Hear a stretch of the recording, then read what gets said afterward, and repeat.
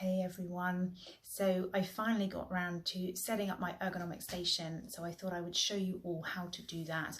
My apologies that it's a little bit later, so many of you have been working from home for 3-4 weeks already, but hopefully if you haven't made the correct adjustments you can do that now with a little bit of advice. So let's get sat down and I will show you how to set it up to the best that you can at home. Right, so first off, I've got a chair with arms. If you've got a chair with arms, that's really helpful because you can use that to support your elbows. I've also popped a cushion in the back of my chair because this is quite a deep chair and you want to make sure you've got good back support. So first I'm going to take a seat and pull myself in towards my dining room table and then sit myself nicely back in the chair with that back support here. From here, my elbows, they reach the armrest, and then I can just lift my wrists slightly and they are just resting on the table here. What you can do as well is get a rest support. You can get those easily off Amazon or something like that, but if you don't have one, roll up a towel if you feel you need it, just to let your wrists be supported on a thin towel, sort of like a hand towel would work well.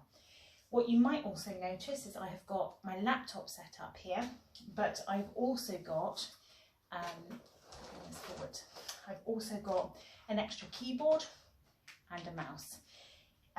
Again, if you don't have these, just order them off Amazon or Argos or something. They are doing deliveries and they should arrive. They're quite cheap and they should arrive pretty soon. Most people that work for a big company would have been provided with an ergonomic mouse and keyboard. I know my partner has been.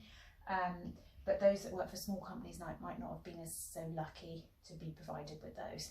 So please make sure if you are working from a laptop, you do use an extra keyboard and mouse.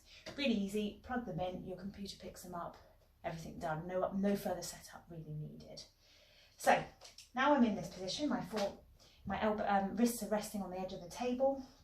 I'm going to bring the keyboard towards me and I can nicely type from here with my elbows supported so I'm not holding my shoulders up and the screen is at a good height. If I wasn't using the extra keyboard, my arms would be up here and my shoulders up and I'd end up with a lot of tension, one across my upper back, but maybe also in my lower back because I'm leaning forward towards my computer.